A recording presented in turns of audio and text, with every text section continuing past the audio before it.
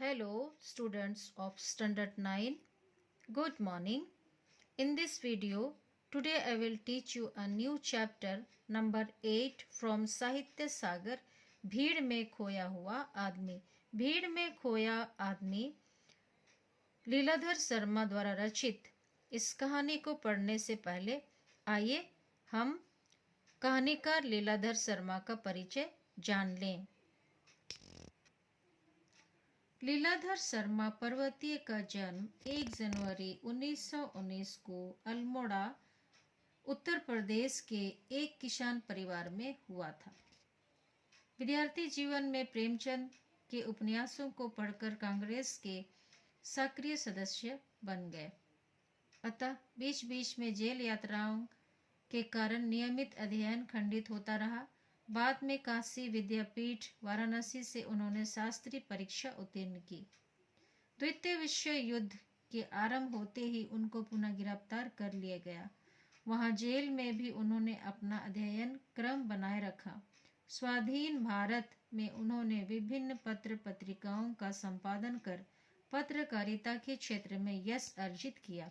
उत्तर प्रदेश सरकार की हिंदी समिति से उसके स्थापन काल से ही संबद्ध रहे और कई वर्ष उसके सचिव रहे। उत्तर प्रदेश शासन के उप सूचना निदेशक पत्र से 1979 में सेवानिवृत्त हुए। पर्वतीय जी की भाषा सरल और सुबोध है। उनकी रचनाओं में कथा और रिपोर्टाज की शैली का आनंद रहता है।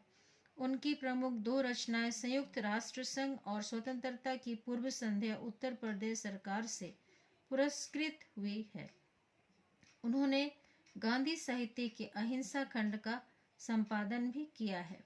हिंदी के विकास में पर्वतीय जी का विशेष योगदान है। राष्ट्रीय विषयों को हिंदी में सरलता से प्रस्तुत करने में वे बेजोड़ हैं। प्रस्तुत निबंध जनसंख्या वृद्धि और पर्यावरण प्रदूषण को ध्यान में रखकर लिखा गया है।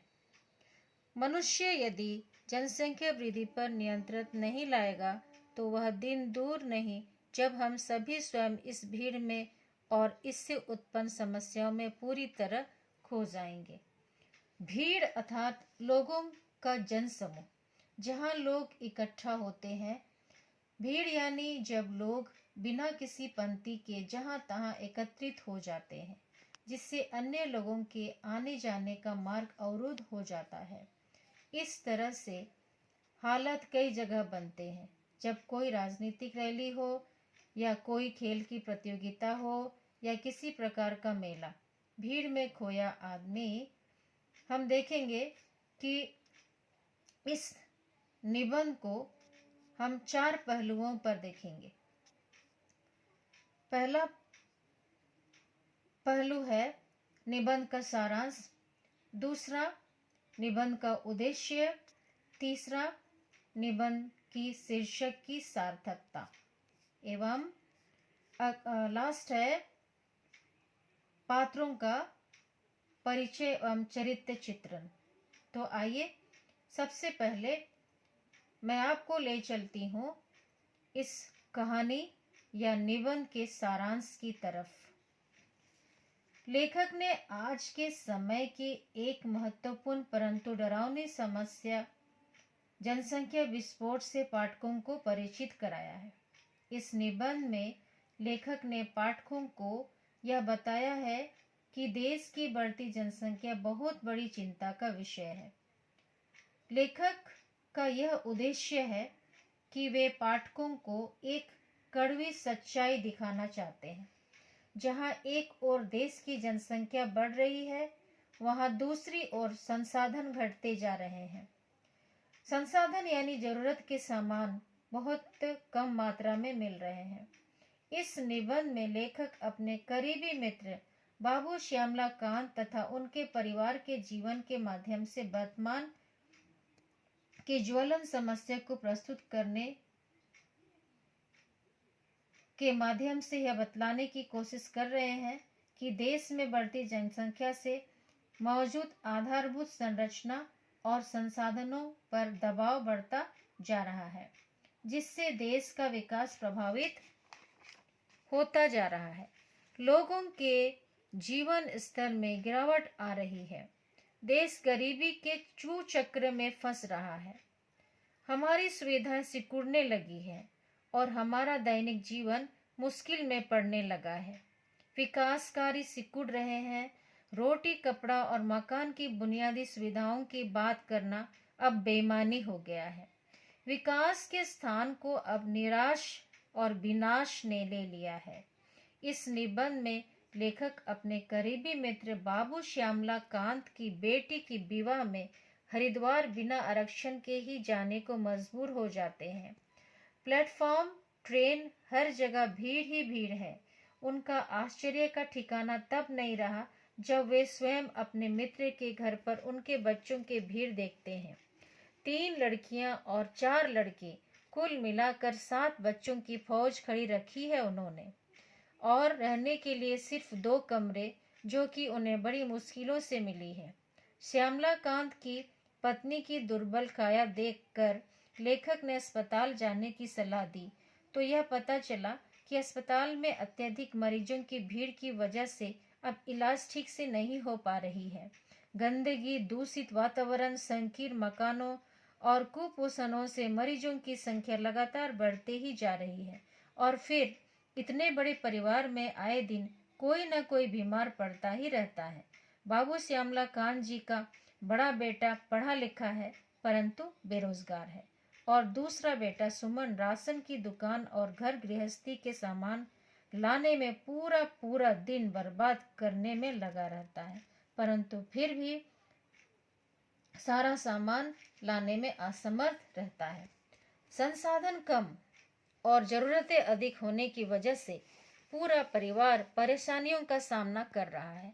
लेखक इस समस्या को देखकर बड़े गंभीर हो उठते हैं और सोचने पर मजबूर हो जाते हैं कि नियम, व्यवस्था, अनुशासन का पालन न होना, यातायात में अव्यवस्थाएं होना, रोजगार की कमी, आवास की कमी, भोजन की कमी, स्वास्थ्य व चिकित्सा सुविधाओं की कमी, उपभोक्ता सेवाओं की कमी, कचहरी, दफ्तर, अस्पताल, स्टेशन आदि पर समय, शक्ति और धन का व्यय और अपव्यय, ये सभी समस्याएं देश की बढ़ती आबादी का ही तो दुष्परिणाम है।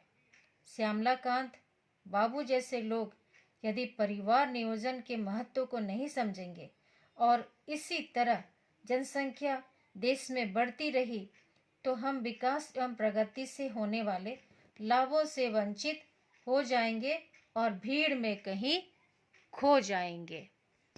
प्रिय बच्चों, ये तो थे इस कहानी का सारांश। तो मैं आपको अब ले चलती हूँ इस कहानी का अगली पहलू की तरफ, और जो है निबंध का उद्देश्य। इस कहानी का मुख्य उद्देश्य, भीड़ में खोया आदमी निबंध के माध्यम से लेखक ने जनसंख्या वृद्धि के दुष्परिणामों की ओर संकेत किया है। जनसंख्या वृद्धि पारिवारिक एवं सामाजिक समस्याएं उत्पन्न करती है। कुपोषण, अशिक्षा, दुर्घटना, अशांति, गरीबी, बीमारी, बेरोजगारी एवं गंदगी जैसी समस्याएं जनसंख्या वृद्धि के दुष्परिणाम है, जो देश की प्रगति में बाधक हैं। इस समस्या को नियंत्रित करने के लिए सार्वजनिक और सरकार को एक साथ काम करने की आवश्यकता है। बढ़ती हुई जनसंख्या के प्रति जनता के मन में जागरूकता लाना, आबादी नियंत्रित करने के लिए महत्व को समझना ही इस निबंध का मुख्य उद्देश्य है। जनसंख्या नियंत्रण न केवल स्वच्छ व स्वास्थ्य वातावरण तथा बेहतर जीवन स्तर प्रदान करेगा, बल्कि अपने देश के समग्र विकास में भी मदद करेगा। सरकार को इस मामले को गंभीरता से लेते हुए जनसंख्या नियंत्रण सुनिश्चित करने के लिए उचित नियम व नीतियां बनानी चाहिए। शिक्षा के स्तर बढ़ाकर जागरूकता अभियान के माध्यम से परिवार नियोजन के विभिन्न कार्यक्रमों को जन आंदोलन का रूप देकर लोगों को यह समझाना चाहिए कि सीमित परिवार ही सुख का मूल आधार है। यही इस निबंध का परम उद्देश्य है। तो बच्चों, ये थे कहानी का सारांश और पाठ का मुख्य उद्देश्य। अगली वीडियो में हम लोग इस निबंध के शीर्षक की सार्थकता और पात्रों के चरित्र चित्रण के बारे में चर्चा करेंगे। धन्यवाद।